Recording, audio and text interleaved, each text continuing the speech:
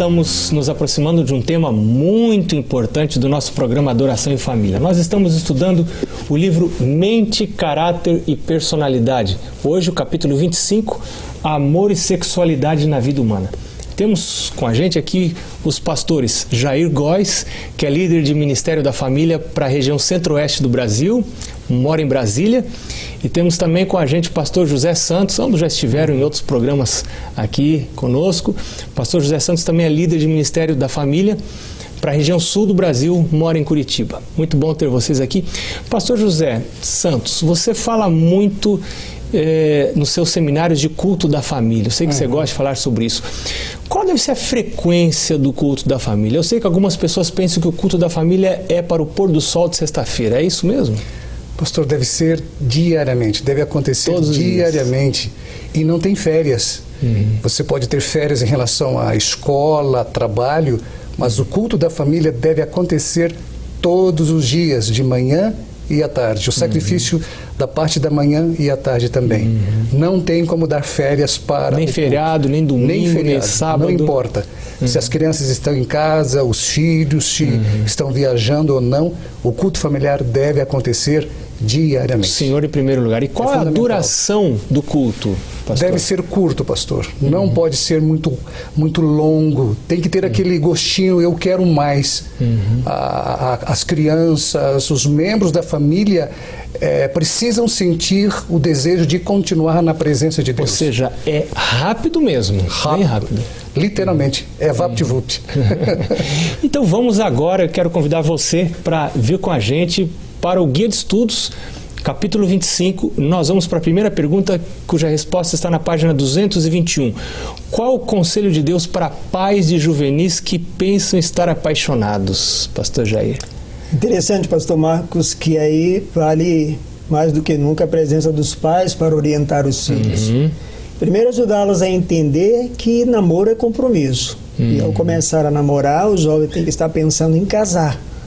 Não existe essa de namorar por namorar simplesmente. Então, quando são muito novos, juvenis, o que os pais devem fazer? Refrear suas paixões, as paixões. Aconselhá-los, ajudá-los. Não é um negócio muito popular hoje em dia. Hoje todo mundo te incentiva, desde criancinha. Vai namorando seu namoradinho, mas isso não é o conselho de Deus, né? Não é. Está na base de muita impureza sexual, muito problema emocional, essas emoções prematuras, né? Essa imaturidade vai predispor exatamente esse adolescente aí por alguns caminhos perigosos. Muito bom. Ele não está amadurecido ainda o suficiente para dizer isto é certo ou errado.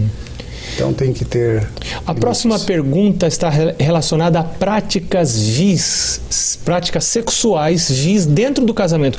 Que consequências terão essas práticas inapropriadas dentro do casamento? Pastor, o livro aborda o seguinte: a sensualidade e práticas vis na relação matrimonial estão iniciando a mente e o gosto moral em práticas desmoralizadoras, ou seja, você vai perdendo a moral aí. Vai quebrando aquilo que é certo e errado, os limites se perdem. Ou seja, você vai ser inclinado a praticar isso fora do casamento também. Fora do casamento também. O limite do casamento não é suficiente. Parece que você vai tendo sede por novidade, essa sede por novidade, ela não consegue mais ser satisfeita dentro do casamento e você se vê forçado a buscar isso fora do casamento. Exatamente. E é interessante que nós percebemos que há toda uma promoção externa. A mídia está aí. E todos estão sendo atacados por todos os lados. Então, mais do que nunca, o lar deve ser um reduto de amor, de paz, de sinceridade, de pureza. Por isso a presença do Senhor logo cedo, no final do dia, isso vai manter o casamento em harmonia com os padrões de Deus. Agora vamos falar de excesso sexual. Qual é o prejuízo do excesso sexual? O sexo não é proibido, foi criado por Deus, para o nosso benefício, para o nosso prazer, para a nossa alegria, também para a procriação, mas pode haver excessos. Quando há excesso, qual é o resultado? Ele é um meio eficaz de destruir o amor, aquele momento, pastor, especial de devoção, de estar na presença de Deus, perde também o encanto, vai transformando o indivíduo de uma maneira assim que se torna irreconhecível. Portanto, limites nessa área vai levá-los a ter limites em outras áreas. Parece que também. a continuação do texto demonstra que o homem se torna meio animalizado. Mais para frente, nesse mesmo capítulo, o livro fala isso, né? Animaliza o homem. É verdade. O texto também fala sobre o organismo. O organismo é debilitado por esses exageros. Perde a vitalidade, aquela noção assim de aprendizado, de estudar, de ter vontade de fazer outras coisas, fica limitadas a isso aí.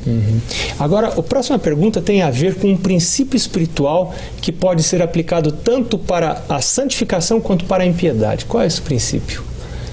Contemplar o Mestre, a contemplação, esse é o grande detalhe. Quando nós procuramos inspirar nossa vida no Mestre, no comportamento do Mestre, nos seus ensinos. Seja qual for esse mestre. Sim, Porque às vezes pode ser o Senhor Jesus, mas pode ser o contrário. Né? Pode ser o contrário. Sim, eu posso estar gastando meu tempo contemplando outras coisas que não sejam o meu Senhor Jesus. Você é transformado pela contemplação. Se você passa o dia todo contemplando coisas imorais, você vai se transformar em um indivíduo totalmente imoral. Pois é, essa é a próxima pergunta. O que acontece com a mente da pessoa que abriga pensamentos poluídos? Exatamente o que vai acontecer. Isso torna-se um hábito e esse hábito vai corromper toda a vida dele. O comportamento, as suas ações. Vai se tornar uma pessoa infeliz, naturalmente. E se eu não quero ser preso, então, das tentações de Satanás, o que eu preciso fazer? Página 228. Esquivar. Você tem que evitar isso. E eu tenho aqui, pastor... E ela fala, enquanto você procura esse texto, ela fala esquivar-se de ler, ver e ouvir. Tudo quanto sugiram pensamentos impuros. Sugira pensamentos impuros. Pastor, eu estava lendo um livro, o autor, ele citou algo muito interessante. O motivo pelo qual o Altíssimo é tão claro a respeito do pecado sexual e relacional é que pode alterar toda a base de como a pessoa interage com o mundo que a cerca, com Deus e com as pessoas. Aquilo que no passado jamais ele poderia aceitar, depois dessa situação ele passa a aceitar, muda completamente a maneira de pensar. Se eu entendi esse texto, eu entendi assim, que o meu relacionamento com Deus vai afetar a minha sexualidade. Totalmente. E a minha sexualidade vai afetar o meu relacionamento com Deus. Tá ligado. Mas não só com Deus, com a minha esposa, com todo mundo, com os meus filhos, no meu ambiente de trabalho. Então, não é uma questão, eu posso ter a minha vida normal e minha sexualidade depravada. Vai manchar minha vida toda, é isso que ele está querendo dizer. E o tempo inteiro que ele está sozinho, ele está procurando isso. Acaba o sexo, nesse caso, para essa pessoa que vai por esse caminho, acaba sendo o objetivo principal de busca. Dele. E aí exclui a Deus. Não é um resultado, né? Então, aí a gente entra no tema da pornografia, que é a pergunta número 7 aí do Guia de Estudos. Página 229, quarto parágrafo. Como age a pornografia para afastar alguém de Deus? É interessante que o texto aqui diz assim, pessoal: a mente tem prazer em contemplar cenas que despertam as paixões baixas. Claro, porque nós somos pecadores, né? Então a nossa mente tem mais prazer nas coisas. A resposta é imediata, é isso. E olha aqui, essas imagens depravadas, vistas por olhos de uma imaginação viciada, corrompe a moral e predispõe os iludidos e obcecados seres humanos a darem rédea solta às paixões libidinosas. Bom, vocês que trabalham com casamento, com famílias, né? Quantas famílias a gente tem encontrado destroçadas por causa da pornografia? Casamentos desfeitos, né? É verdade.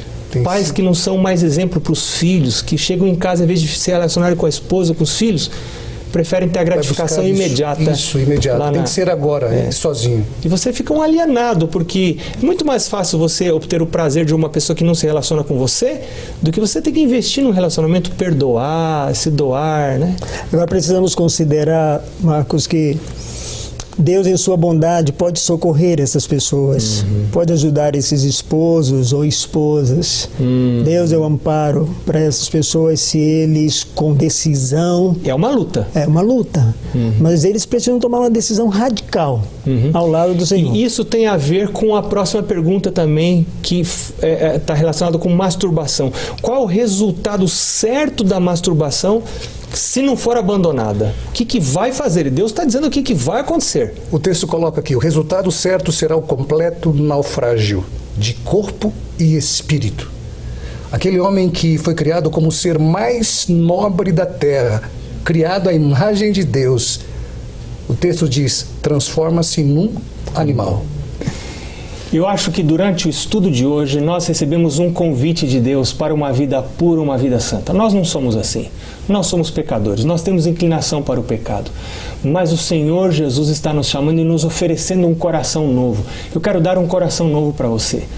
Pecado confessado é pecado perdoado. Amém. Eu e você podemos confessar pecados agora mesmo, no término do programa Adoração em Família de hoje. E eu quero aproveitar para convidar você não só para orar, para confessar o pecado agora, mas também para estar com a gente na continuação desse estudo que acontece no próximo programa Adoração em Família. Deus abençoe você, sua casa e até o próximo estudo.